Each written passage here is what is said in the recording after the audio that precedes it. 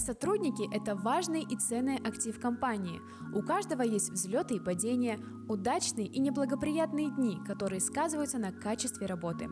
Сегодня мы поговорили с владельцем сети эспрессо-баров и выяснили, как можно мотивировать своих сотрудников и какие методы мотивации более эффективны. Воодушевление сотрудников. Дело в том, что насколько они сильно замотивированы и воодушевлены, зависит и результат компании. Поэтому очень важно следить за эмоциональным состоянием сотрудников. Первое, что нам нужно при том, когда мы увидели, что низкое эмоциональное состояние у сотрудников, либо грусть какая-то, это заметить. Многие руководители не замечают этого и проходят мимо. Для нас важно это заметить, и первый – это шаг заметить. Второй шаг – это подойти к человеку, сотруднику и спросить, что случилось, почему в определенные моменты он чувствует то, что не очень справляется с работой. Третий – это дать возможность ответить вашему сотруднику. Не нужно придумывать за него ответы, которые он может и сам сказать. Важно в этой задаче, чтобы сотрудник сам перенаправил фокус на это состояние и понял, что происходит. Вначале, когда человек чувствует грусть либо низкое эмоциональное состояние, он иногда не может понять, почему это происходит. И руководитель правильными вопросами может привести к тому, что сотрудник увидит, где у него какие-то ямы в работе. Поэтому здесь важно задавать правильные вопросы. А ведь действительно, многие руководители не обращают внимания на эмоциональное состояние своих сотрудников, пренебрегают им и делают выговоры, считая это лишним проявлением чувств. Но уделив немного внимания и предоставив поддержку, вы можете воодушевить человека и придать ему больше уверенности в работе.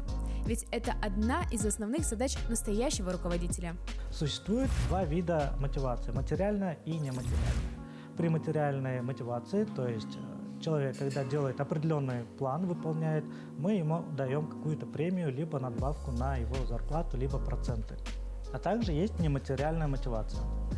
Во-первых, это обучение. Мы делаем различные мастер-классы, каппинги с сотрудниками, собираемся вместе и проходим различные тренинги. Также в нематериальную ответственность входит это решение каких-то личных целей сотрудников. Мы с ним сидим, обсуждаем, что ему интересно и что важно в реализации своей жизни. То есть, когда он начинает реализовать себя в личных целях, попадает ему определенная энергия, которую он перенаправляет на компанию. В нематериальную мотивацию еще входят различные битвы и войны с другими компаниями, в которых мы состязаемся, кто лучше.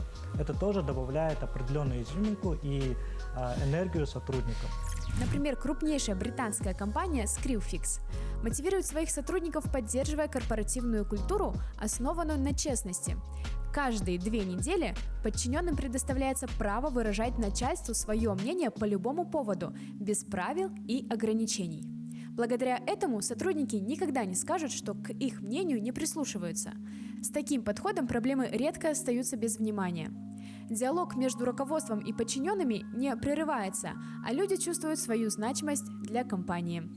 Очень важно в нашей компании это диалоги, которые мы проводим с сотрудниками и узнаем, чего же он хочет на самом деле. Возможно, у него есть определенные цели, которые я бы смог реализовать, либо наша компания. Мы также можем сделать так, что сотрудник, работая баристой и показывая свои хорошие результаты, может реализовать свою цель не только в сфере ресторанного бизнеса.